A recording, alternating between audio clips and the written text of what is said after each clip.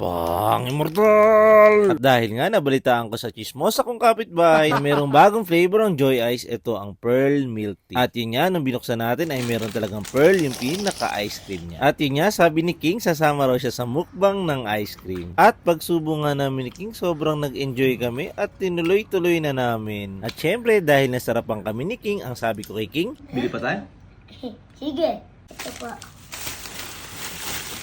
At syempre nga, pagdating ng pearl milk tea ng Joy Ice ay kumuha na kami. At unti-unti namin naubos ni King na hindi namin namamalayan.